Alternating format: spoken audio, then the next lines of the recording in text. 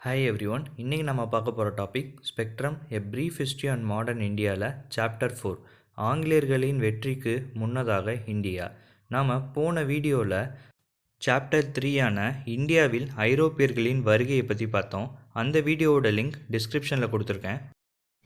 நீங்கள் இப்போ தான் நம்ம சேனலில் ஃபஸ்ட் டைம் பார்க்குறீங்க அப்படின்னாலோ இல்லை இன்னும் நம்ம சேனலை சப்ஸ்கிரைப் பண்ணலைன்னா ப்ளீஸ் சப்ஸ்கிரைப் பண்ணி சப்போர்ட் பண்ணுங்கள். முதல்ல நாம் அவுரங்கசீப்புடைய ஆட்சியை பற்றி பார்த்துடலாம்.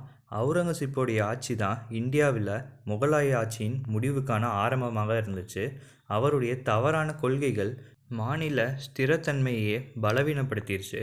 அவுரங்கசீப்புடைய மரணத்துக்கு பின்னாடி வாரிசு போர் நடந்துச்சு.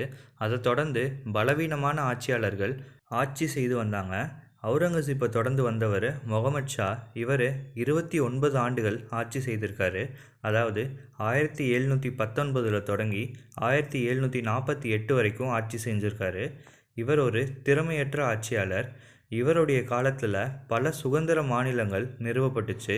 குறிப்பாக ஹைதராபாத், வங்காளம், அவுத் மற்றும் பஞ்சாப் இவருடைய காலத்தில் தான் நிறுவப்பட்டுச்சு. அடுத்ததாக நாம் முகலாயர்களுக்கு முன்னால் உள்ள சவால்களை பற்றி பார்க்கலாம். முதல்ல வெளிப்புற சவால்களை பற்றி பார்த்துடலாம். முகலாயர்கள் உள்வலிமை இல்லாமல் இருந்தாங்க. அவங்களுடைய வடமேற்கு இந்தியாவின் எல்லையை புறக்கணித்தாங்க. இதனால் இந்த வடமேற்கு திசையிலேருந்து இந்தியாவை நோக்கி படையெடுத்து வரவங்களுடைய எண்ணிக்கை கூட ஆரம்பிச்சிச்சு. அதில் முதலாவதாக வந்த நபர் நாதிர் ஷா. இவர் 1739 முகலாய பேரரசாக வெறும் 57 நாட்கள் மட்டும் இருந்திருக்காரு. சிறிது நாட்கள் மட்டுமே இருந்திருந்தாலும் இவருடைய தாக்கம் இந்திய அரசியலில் பெரிதளவில் இருந்துச்சு. இவர் இந்திய பிரதேசத்தை கைப்பற்றுவதற்கு கிழக்கிந்திய நிறுவனத்துக்கு வாயில திறந்து வச்சிட்டாரு. இந்த நாதிர் ஷா ஒரு பாரசீக பேரரசர். இவர் 1738-39 இந்தியாவை தாக்கி லாகூரை கைப்பற்றுகிறாரு. February 13, 1739 முகலாய இராணுவம் கர்னலில் இவரால் தோற்கடிக்கப்படுது. இதை தொடர்ந்து டெல்லி கைப்பற்றப்படுது. கூடவே முகமது ஷா பிடிபடுறாரு. டெல்லியை இவங்க சூறையாடி பலதை கொள்ளையடிக்கிறாங்க. இவங்க கொள்ளையடித்ததில் சிலது மயில் சிம்மாசனம், கோகினூர் வைரம் மற்றும் 70 கோடி ரூபாய் மதிப்புள்ள பொருட்கள் மற்றும் பணம் எல்லாம் இவங்க கொள்ளையடிச்சிடுறாங்க. இது மட்டும் இல்லாமல் காபூல் உட்பட சிந்துவின் மேற்கில் உள்ள முகலாய முக்கியத்துவம் வாய்ந்த முகலாய பிரதேசத்தை இவங்க கைப்பற்றிடுறாங்க. இவர் 1747 இறந்துடுறாரு. இவரை தொடர்ந்து அகமது ஷா அப்தலி அப்படிங்கிறவர் வராரு. இவர் நாதிர் ஷாவுடைய வாரிசு.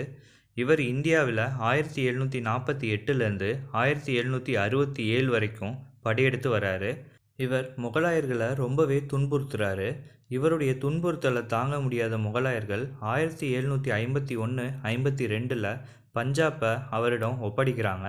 கூடவே 1757 இவர் டெல்லியை கைப்பற்றுகிறாரு. அதை தொடர்ந்து ஆலம்கீர் தூவை முகலாய பேரரசராகவும் ரொகிலா தலைவரான நஜீப் உத்தவுல்லாவை மீர் பக்ஷியாகவும் நியமனம் செஞ்சுட்டு இவர் இந்தியாவை விட்டு வெளியேறாரு. 1758 மராத்திய தலைவரான ரகுநாத் ராவ் டெல்லியிலிருந்து நஜீப் உத்தவுல்லாவை வெளியேற்றி பஞ்சாபை கைப்பற்றுகிறாரு. அதனால் 1759 மராத்தியர்களை பழிவாங்கிறதுக்காக அகமது ஷா அப்தலி மீண்டும் இந்தியாவுக்கு வராரு. 1761 மூன்றாவது பானிபட் போர் நடக்குது. இதில் அகமது ஷா அப்தலியும் மராத்தியர்களும் போர் செய்கிறாங்க.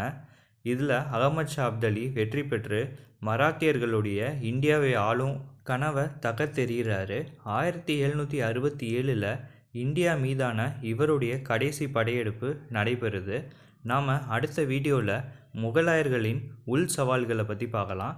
நீங்கள் இன்னும் நம்ம சேனலை சப்ஸ்கிரைப் பண்ணலைன்னா சப்ஸ்கிரைப் பண்ணி சப்போர்ட் பண்ணுங்கள். இந்த வீடியோவை முழுமையாக பார்த்ததற்கு ரொம்ப நன்றி.